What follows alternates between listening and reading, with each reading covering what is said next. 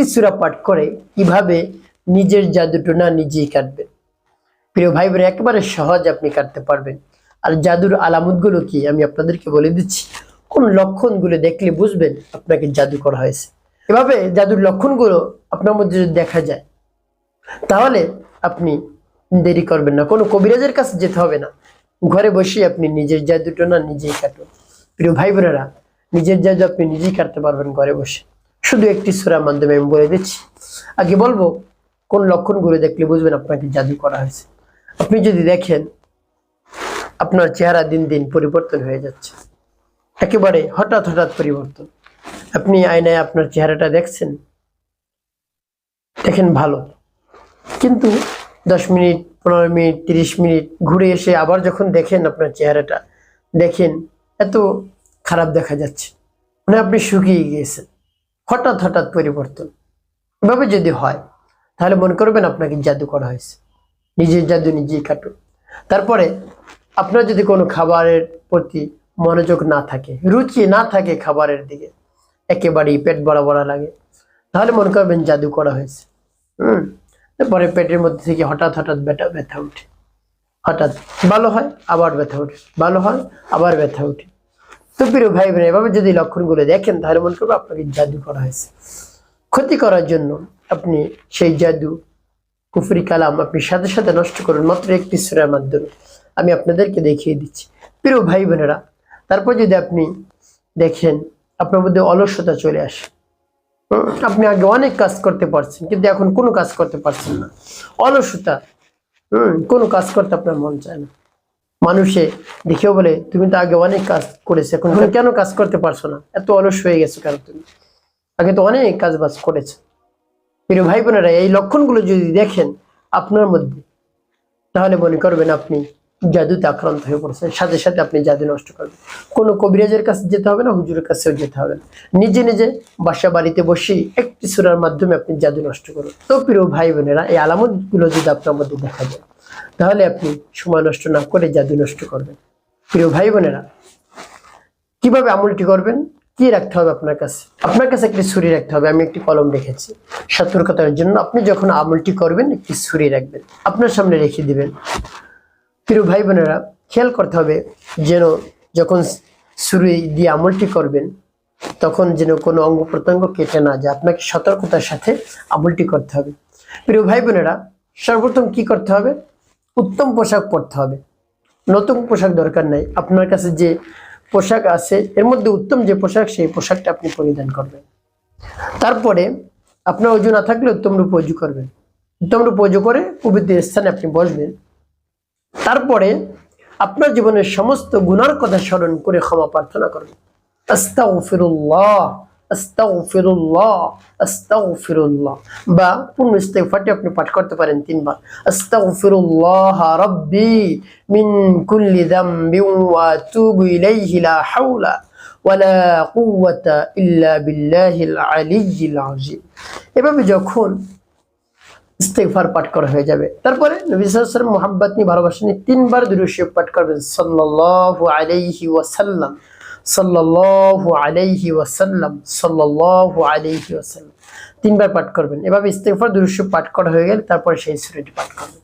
যখন পাঠ করবেন এর পূর্বে মনে মনে রব্বুল আলামিনের কাছে বলবেন, হে আল্লাহ, আমি তো জাদুতে আক্রান্ত হয়ে পড়েছি, আমার মধ্যে এই সমস্যাগুলো দেখা দিচ্ছে, এই আলামতগুলো আমার মধ্যে তো আছে, এখন এগুলো নষ্ট করতে চাই, হে আল্লাহ আপনি সহজ করে দিন। এই কালামের বরকতে, সূরার বরকতে আপনি জাদুটোনা ব্ল্যাক ম্যাজিক কুফরি কালাম নষ্ট করে দিন, নাহলে তো আমি ক্ষতির মধ্যে পড়ে যাব, হে আল্লাহ।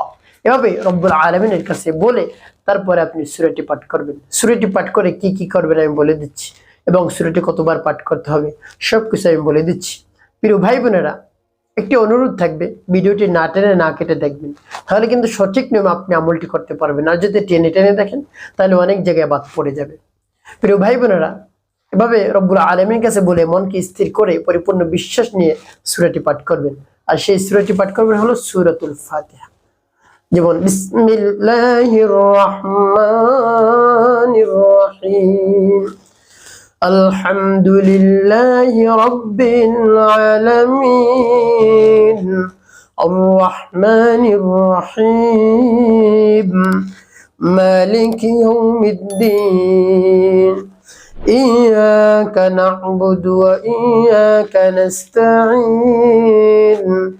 اهدنا الصراط المستقيم صراط الذين أنعمت عليهم غير المغضوب عليهم ولا الضالين।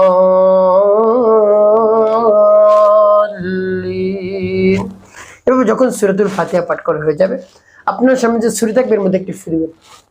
ফু দিয়ে কি করবেন? মাথা থেকে আপনি এভাবে টেনে টেনে আপনি নামাবেন, ডান পায়ে পর্যন্ত নামাবেন। তারপর আপনি আবার পাঠ করবেন, বিসমিল্লাহির রহমানির রহিম আলহামদুলিল্লাহি রাব্বিল আলামিন আর রহমানির রহিম মালিক ইয়াউমিদ্দিন إياك نعبد وإياك نستعين اهدنا الصراط المستقيم صراط الذين أنعمت عليهم غير المغضوب عليهم ولا الضالين।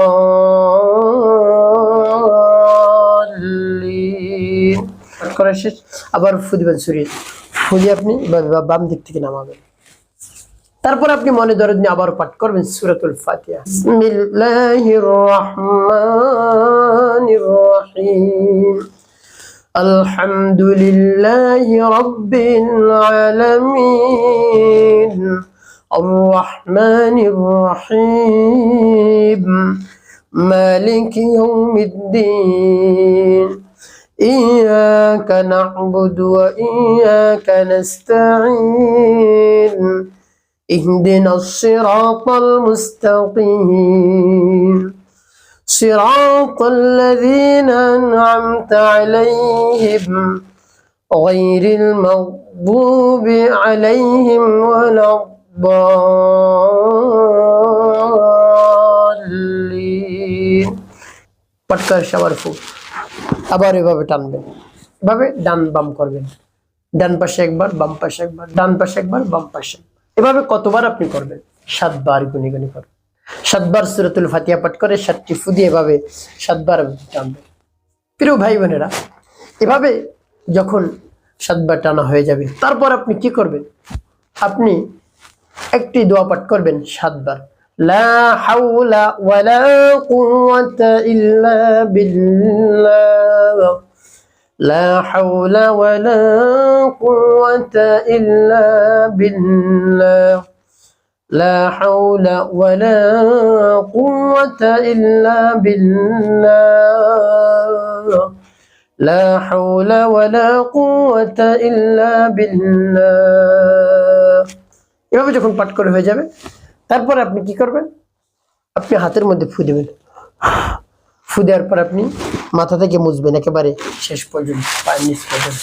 তারপরে সর্বশেষ নবী সাল্লাল্লাহু আলাইহি ওয়াসাল্লাম মুহাব্বত নিয়ে 5 বার দুরূদ ইব্রাহিম পাঠ করবেন। আল্লাহুম্মা সাল্লি আলা মুহাম্মাদ ওয়া আলা আলি মুহাম্মাদ কামা সাল্লাইতা আলা ইব্রাহিম ওয়া আলা আলি ইব্রাহিম ইন্নাকা হামিদুম মাজিদ। আল্লাহুম্মা বারিক আলা মুহাম্মাদ ওয়া আলা আলি মুহাম্মাদ কামা বারাকতা على إبراهيم وعلى آل إبراهيم إنك حميد مجيد.